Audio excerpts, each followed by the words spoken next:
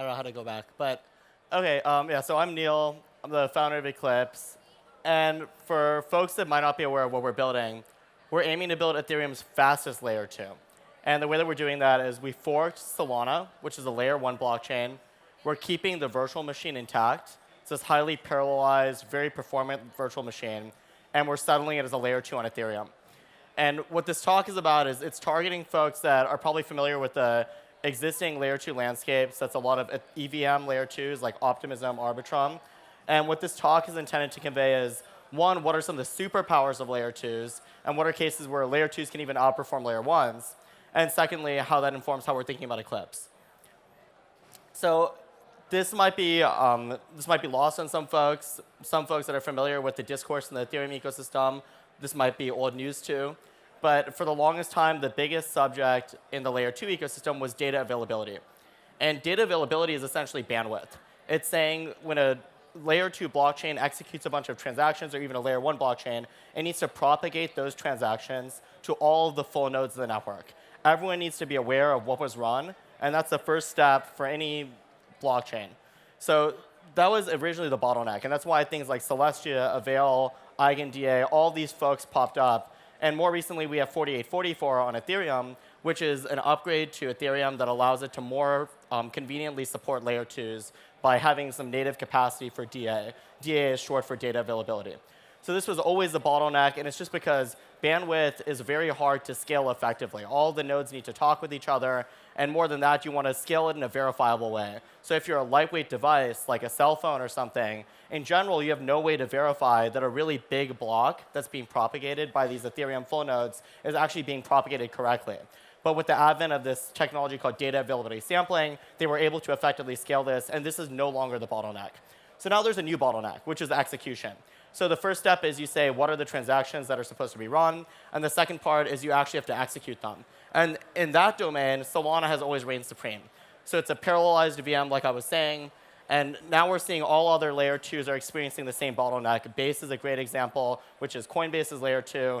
Now they have some goal of, I think it's like 2.5 million gas per second. So it's some measure of throughput for execution. And it's just saying how quickly can you process opcodes or operations in the layer 2.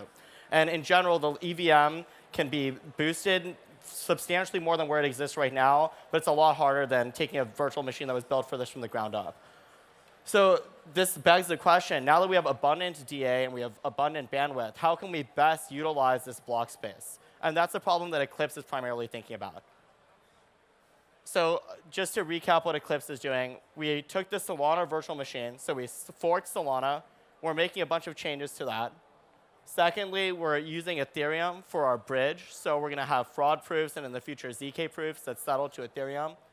We use Celestia for data availability. If Ethereum were to scale its DA capacity, then of course we'd use Ethereum natively.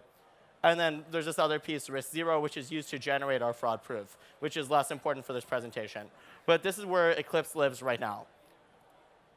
And what I want to point out is that if you listen to any of the discourse about these alt VMs like Monad, which is an L1, or some of the other layer 2s like Fuel or Eclipse, or even like non-parallelized EVMs like MegaETH, people talk a lot about parallelism.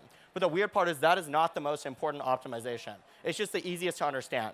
So I think it's worth at least mentioning what parallelism is. For those who aren't familiar, it's a concept that's not even from crypto. It's just saying that when we want to execute multiple state transitions over the database, which is the blockchain, then how can we do these concurrently rather than doing them one at a time? Historically, blockchains like Ethereum or other EVM blockchains did execution sequentially. So they did one transaction at a time, whereas Solana has some capacity for parallel execution. It's not super built out at this point. And the reason why I say it's not super important is because it's rarely used. In general, not all the cores are necessarily used, even in the most parallelized VMs. And that's why that's not typically the bottleneck anyway. So what I want to do is take a step back and think from first principles in terms of what is the bottleneck, and how would we design in L2, knowing what we know about what L2s are good at and what layer 1 blockchains are good at. Because to some degree, Eclipse forked the SVM. So we forked the Solana virtual machine. But the Solana virtual machine was built to be an L1. So first I want to talk about what are the advantages of the SVM. Because if you were to build a performant L2, the SVM is a very natural place to start.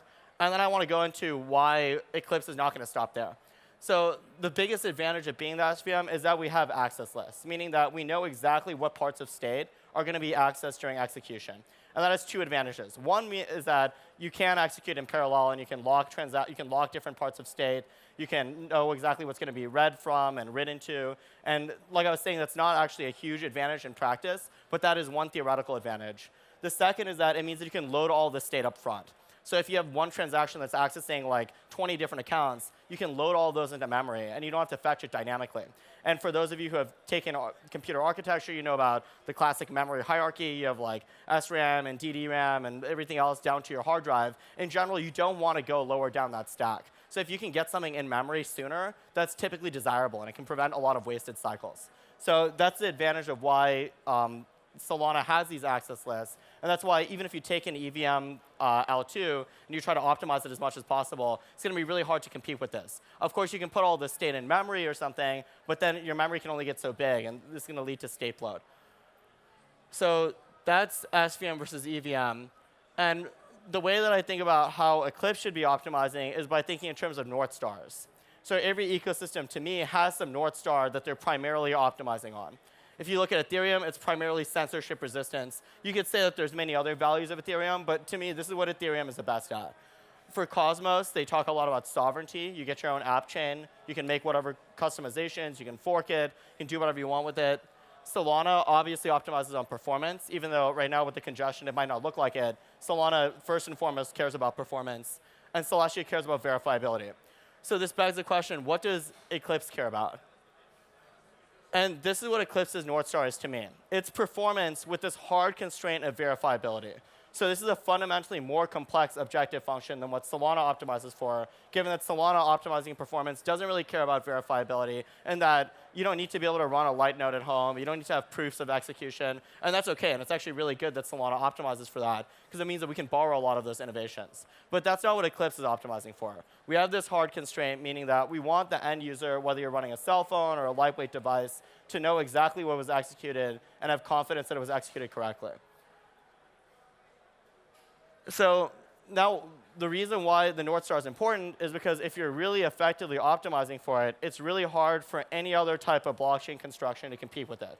So if you agree with me that high performance and verifiability is what matters, then you'll probably think that the way that we're constructing Eclipse makes a lot of sense. So I want to start with the hard constraint of verifiability and talk about why it's not possible for a layer 1 blockchain to just start generating proofs and start providing the same advantages as a layer 2. And it comes down to the simple reason that verifiability has a cost. If you're a ZK rollup, you have to generate ZK proofs for every single transaction. Right now, the overhead for that is, for a single cycle of execution, in general, it's something like 100,000 or 1 million cycles to generate a proof that that execution was done correctly.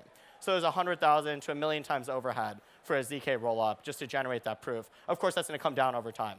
If you're an optimistic rollup, you have to include these additional commitment bytes. You have to publish more data in order to prove, it's just a quirk of how the interactive fraud proofer works, but all fraud proofs require some additional data to be posted. So if you're really optimizing on just performance, you're never going to add this capacity. So that's one advantage that Eclipse has, which is that we own that, we internalize the cost, and we're going to take advantage of it. And the biggest way that I want to take advantage of it is that once the blockchain's proof-based, you actually want to make the full nodes extremely expensive. So it's OK to have fewer nodes, or what some people say is a centralized sequencer set, because everything's proof-based anyway. So the end user still has assurance that things are executing correctly, and you get all the advantages of having really beefy sequencers and executors. So this is kind of counterintuitive, and it's one of those classic dunks against layer 2 blockchains that doesn't really make a lot of sense. People talk about how L2s are centralized because the sequencer set is not like 1,000 nodes, but actually that's a superpower, and that's what Eclipse is leaning into. So we're going to have a smaller sequencer set and make the hardware requirements very, very expensive. And this way we can provide performance that even the Solana L1 can't offer. And I'd be remiss not to mention that there is some sort of safety consideration here, given that for folks that are familiar with optimistic rollups, you probably remember that there's this one of n trust assumption. You need at least one honest verifier to be running a full node. And that's how you know that the safety of the system is ensured. So in our case, our full nodes are very, very expensive. So what keeps these verifiers running their full nodes? And there's a handful of folks that could run full nodes. Users are one. It's unlikely that users are going to be running our full nodes because they're just so expensive. Solana full nodes are already expensive, and we're making them even more expensive. There's indexers and explorers. Those guys provide a service. They charge for it. So presumably, they could charge someone a sufficient amount, and it could be economical for them to run a full node. There's full node bridges. There's MEV searchers. So in the beginning, we might actually want to incentivize some of these folks. We might have some concept of inflation or emissions, similar to what an L1 would have, until things become economical for these folks to run their full nodes on their own. So this is one reason why Eclipse eventually has ambitions to transition to a ZK rollup, just given that this one-of-n trust assumption makes it really, it makes the analysis more complicated. And this is just a high-level, hand-wavy analysis, but this is worthy of more deep consideration. So I don't have time to go through the whole deck here, but one last thing that I wanted to touch on is that by having fewer nodes, it means that we can push upgrades a lot faster, meaning that FireDancer is a Solana client that's being built. It's designed to be ultra performant, but actually the Solana L1 will not fully benefit from FireDancer because not all of the nodes are going to upgrade. Whereas because we have a small sequencer set, we can upgrade these nodes faster. We can implement updates to the fee market, which is one of the criticisms of Solana right now. We can implement all kinds of cutting-edge features that, in general, wouldn't make it into the L1, but we can implement them first. So this is essentially what Eclipse's endgame is. I call it a thick sequencer. Thick meaning that it's a really beefy, expensive sequencer, and it's going to be settling to Ethereum, meaning that it's settling to the most censorship-resistant L1 that exists. And these are some other properties that I think are desirable. But ultimately, this is all consistent with our North Star, which is that we want to offer high performance, low cost, and we want to have that hard constraint of verifiability.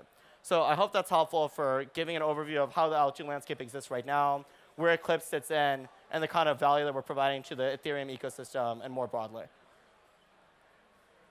OK, and then if you ever want to contact me, I'm on Twitter. So I'm Neel Salami, or you can reach us on Twitter, EclipseFND. So yeah, if you're building anything that's like a consumer app, a highly financialized app, DeFi, NFTs, that's all stuff that we're really interested in. So feel free to reach out. All right, thank you.